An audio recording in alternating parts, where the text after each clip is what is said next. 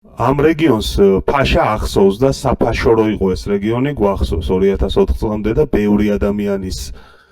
ძალიან სწორმა პოზიციამ განაპირობა ის, რომ ის მართლა რაღაცა სახელმწიფოში და სახელმწიფოს მიტაცების ვთელობა და რაღაცა საზღვრები სახელმწიფოში ჩაბარდა წარსულს და რაღაცა კანონი რო არ კანონობდა და რატომ მივედით მაგამდე ვერ მიკვირს, იმიტომ რომ ერთი კვირის წინ ჩვენთან ქალაქში ჩვენი ქალაქი, მედია, სრულიად სოციალური ქსელები, მათ შორის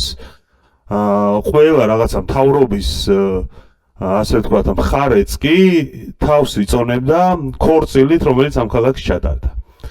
და ის ამბავი ყველას კარგად გვახსოვს და ვაშიარეთ ამბები, რომ ეკლესიაში შაბათ-კვირას ყოველთვის თურმე ისეთი ამბავია, როგორიც ბერას ჩამოსვლის გამო არ მომხდარ, ანუ ბერა არ არის მაგის მიზეზიო, მაგრამ ყოველთვის ისეთი ამბავი არ არის და მთავრობის თავმჯდომარე მე არ მახსოვს ყოველ შემთხვევაში, თქვენ თუ გახსოვთ გამისწორეთ, უკანონო რესტორნებში არ პოზირებს არასდროს. ანუ როცა ჩვენ უკანონობას ვახალისებს და უკანონო რესტორანში ყველა თქვენგან მაიცის, რომ G17 არის ერთ-ერთი უკანონო შენობა ბათუმის ბულვარში, იმ მოტივით, რომ ჩვენ იქ ავყარეთ ადამიანები 4 შვილის მამას უთხარით, რომ შენ იქ წვენს ვერ დაწურავ, იმიტომ რომ ბულვარის გენგეგმას ვასრულებთ, მაგრამ ამ ბულვარის გენგეგამამ გითხრა, რომ სანაპიროზე ფუნდამენტური მშენებლობები არ შეიძლება, მაგრამ თურმე ბატონი პაპუნაიშვილისთვის შეიძლება, რომელიც მისი მეგობარია, ასევე ჩვენი თავრობის თავმჯდომარის,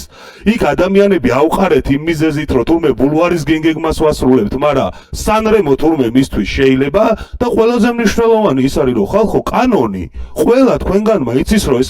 ეს რესტორანი არის უკანონო და ამ რესტორანში პოზირება არის კანონის დარღვევა და უკანონობის წახალისება. რამდენად სწორია ამაზე მართლა პასუხი გამეცდა ადამიანურად, იმიტომ რომ ბევრი თქვენგანი არ იყო იქ და მე მგონია, რომ იმიტომ არ იყო, რომ რაღაცა ეს ამბავი აწუხებს, რომ მე მეკითხება ადამიანს, თვითმართველი ქალაქის წევრი ვარ, თვითმართველობის წევრი ვარ, არჩეული ადამიანი ვარ და უკანონობაში როგორ უნდა ვიპოზიო, რომ არ მესმის. ჩვენმა მთავრობის თავმჯდომარემ არავის რო არ უკნია, ასლან აბაშიძეს რო არ უკნია, ისეთი რაღაცა ქნა. წავიდა G17-ში, რომელიც არის მისი მეგობრის და ეჭვია, რომ მარტო ამიტომ არის ხელშეუხებელი და კამერების წინ იპოზიორა და ერთი კვირა უკანონობა ვაქციეთ ქალაქის მთავარ გამომხატველად და ზეიმად და არ გამოვა ეგ ამბავი მართლა ეგრე და ამ მიმართულებით კითხვები რო არსებობს, პასუხებს ეს ამბავი საჭიროებს. მადლობა. დიდი მადლობა ბატონო ვაჟა. თავიდან შესავალი ცოტა ვერ მიხვდება ბატონი ვაჟა, რომ შორიდან უვლიდა, ვიფიქრე რას უნდა დაუკავშიროს ეს ფაშას თემა და რა თქმა უნდა გული დამწყდა. თუმცა მეორეს მხრივ დადებითი განწყობაც მაქვს, იმიტომ რომ თუ იმაზე მეტი სალაპარაკო არაფერი არ გვაქვს. ესე იგი, რამდენად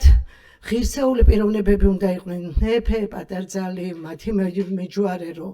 იმაზე მეტი სალაპარაკო არ იყოს, რაც ისედაც ყოველდღიურობის პრობლემას წარმოადგენს ქალაქში, რომ საცობია და გადაკეტილია და ასე შემდეგ. და ის რომ ჩვენი მთავრობის თავმჯდომარე მეგობრის ქორწილში მივიდა, ეს თუ მეგობრის შვილის ქორწილში მივიდა,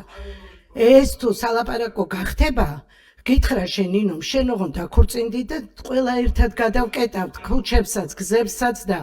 ამ შემთხვევაში თუ საჭიროა G17-შიც გადაგიხდით, იმიტომ რომ როგორც ბატონმა უკანონო რესტორანი დაჯარიმებული იქნება შესაბამისი პასუხისგებელი პირები. ვაჟა,